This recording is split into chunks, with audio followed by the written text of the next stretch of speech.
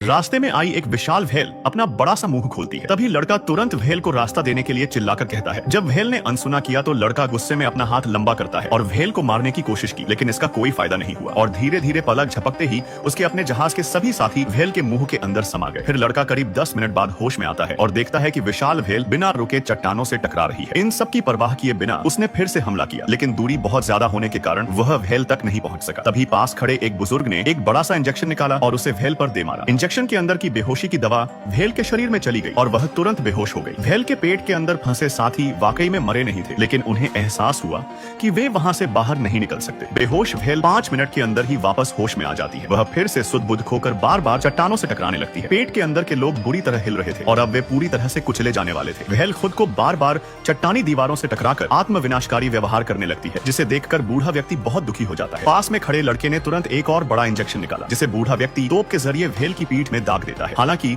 Anaesthesia की मात्रा कम होने के कारण व्हेल पर इसका कोई असर नहीं होता और लड़का घबरा जाता है। वह अपना हाथ रबर की तरह कई मीटर खींचकर व्हेल के करीब वाली चट्टान पर कूदता है और अपने हाथ को हवा में तेजी से घुमाकर लंबा करते हुए व्हेल की आंख पर एक जोरदार मुक्का मारता है। मुक्का लगने के बाद व्हेल समुद्र की गहराई में चली जाती है, जिससे लड़का हताश हो जाता है। लेकिन तभी उसे एक गजब का तरीका अपनाने का विचार आया। वह नाविकों का एक पुराना गीत गाने लगा, जिसकी आवाज से आकर्षित होकर व्हेल को अपने बचपन के दोस्तों की याद आने लगी थी। पुरानी यादों में खोई हुई व्हेल सतह पर वापस आती है और लड़के के कहने पर अपना बड़ा मुंह खोलती है। उसके पेट में फंसे दोस्त रोशनी देखते ही नाव लेकर सुरक्षित बाहर आ जाते हैं। उस दिन के बाद से व्हेल और लड़का गहरे दोस्त बन गए थे और व्हेल अब खुद को चोट नहीं पहुंचा रहे।